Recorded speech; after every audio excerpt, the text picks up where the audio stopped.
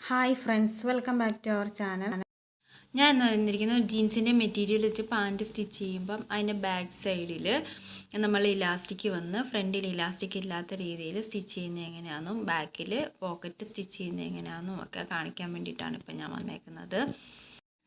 Pant cut ചെയ്യുന്നതിൻ്റെ video ഞാൻ full detail ആയിട്ട് ഇവിടെ കൊടുക്കുന്നില്ല. എന്താണെന്ന് വെച്ചാൽ ഇതിനു മുമ്പ് ഞാനൊരു സിഗരറ്റ് പാൻറ്റ് കട്ട് ചെയ്യുന്നതിൻ്റെ വീഡിയോ ഇട്ടിട്ടുണ്ടായിരുന്നു. ആ സിഗരറ്റ് പാൻറ്റ് കട്ട് ചെയ്യുന്ന പോലെ തന്നെ നമുക്കിത് കട്ട് ചെയ്താൽ മതി.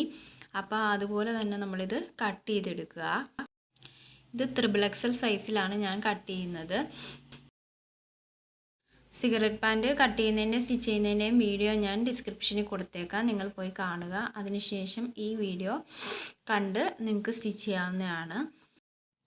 നമ്മൾ ഫ്രണ്ട് പാർട്ട് കട്ട് ചെയ്തതിന് ശേഷമാണ് ബാക്ക് പാർട്ട് കട്ട് ചെയ്യുന്നത്. ഫ്രണ്ട് പാർട്ട് കട്ട് ചെയ്തിട്ട് അത് വെച്ചിട്ടാണ് ബാക്ക് പാർട്ട് നമ്മൾ കട്ട് ചെയ്തെടുക്കുന്നത്. ഞാനിവിടെ ഫ്രണ്ട് പാർട്ട് കട്ട് ചെയ്യുന്നത് മാത്രമേ ഇവിടെ കാണിക്കുന്നുള്ളൂ. എൻ്റെ ഈ വീഡിയോ ഇഷ്ടപ്പെടുകയാണെങ്കിൽ ലൈക്ക് ചെയ്യാനും ഷെയർ ചെയ്യാനും കമൻറ്റ് ചെയ്യാനും മറക്കരുത്. ആദ്യമായിട്ട് കാണുന്ന ആരെങ്കിലും ഉണ്ടെങ്കിൽ ഒന്ന് സബ്സ്ക്രൈബ് ചെയ്തേക്കുക. അടുത്തുള്ള ബെൽ ബട്ടൺ അമർത്തുകയാണെങ്കിൽ ഞാൻ ഇതുപോലെ ഇടുന്ന വീഡിയോസ് എല്ലാം നിങ്ങൾക്ക് കാണാവുന്നതാണ്. XXL സൈസിലൊക്കെ നമുക്ക് ജീൻസ് റെഡിമെയ്ഡ് മേടിക്കാൻ കിട്ടാൻ ഇച്ചിരി പാടാണ്. അതുകൊണ്ട് നമുക്ക് മെറ്റീരിയൽ എടുത്തിട്ടാണെങ്കിലും നമുക്ക് സ്റ്റിച്ച് ചെയ്തെടുക്കാം. നിങ്ങളുടെ ഏതെങ്കിലുമൊക്കെ ഫ്രണ്ട്സിന് സ്റ്റിച്ച് ചെയ്യാൻ താല്പര്യം ഉണ്ടെങ്കിൽ ഈ വീഡിയോ ഷെയർ ചെയ്ത് കൊടുക്കുക. ഞാൻ ഇപ്പോൾ പോക്കറ്റ് സ്റ്റിച്ച് ചെയ്യുന്നതും നമ്മൾ ഇലാസ്റ്റിക് പിടിപ്പിക്കുന്നതും ബെൽറ്റ് വയ്ക്കുന്നതും മാത്രമേ ഞാനിവിടെ കാണിക്കുന്നുള്ളൂ. ഫ്രണ്ടിൽ ബെൽറ്റ് കണക്ക് വരുന്നതും ബാക്കിൽ ഇലാസ്റ്റിക് വരുന്നതും ഇത്രയും ഞാനിവിടെ കാണിക്കുന്നുള്ളൂ.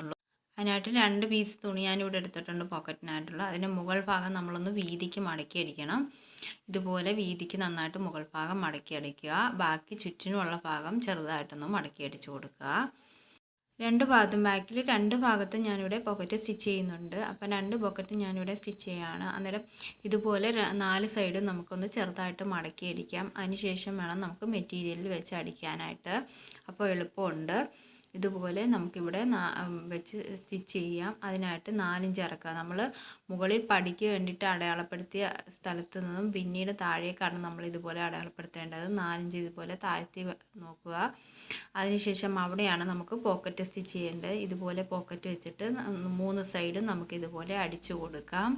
ഇതുപോലെ പോക്കറ്റ് ആ കറക്റ്റ് സ്ഥലത്ത് വെച്ച് കൊടുക്കുക. അതിനുശേഷം ഇതുപോലെ വെച്ച് നമുക്ക് ആ 3 സൈഡും ഒന്ന് അടിച്ചെടുക്കാം.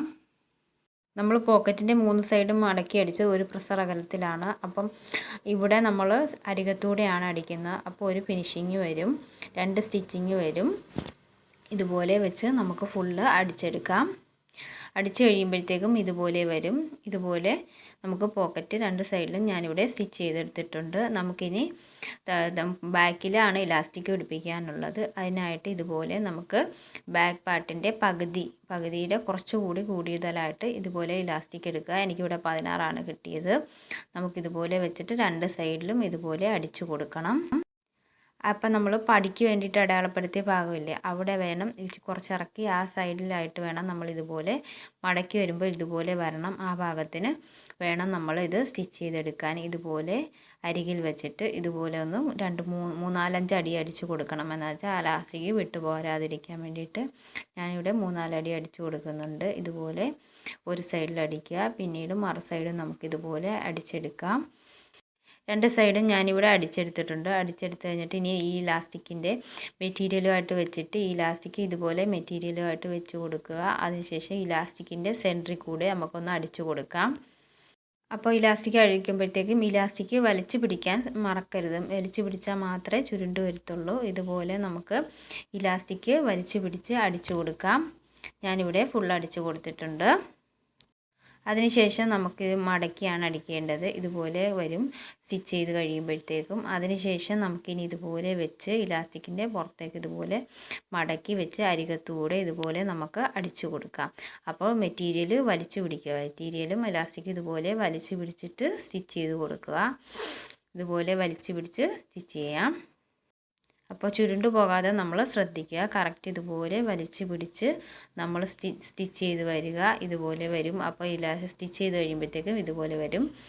അതിനുശേഷം നമുക്ക് ബാക്ക് പാർട്ടാണ് നമ്മളിപ്പോൾ സ്റ്റിച്ച് ചെയ്യുന്നത്. ബാക്ക് പാർട്ട് ഇതുപോലെ സ്റ്റിച്ച് ചെയ്ത് വന്നിട്ട് ഫ്രണ്ട് പാർട്ടിലേക്കാണ് നമ്മൾ വരുന്നത്.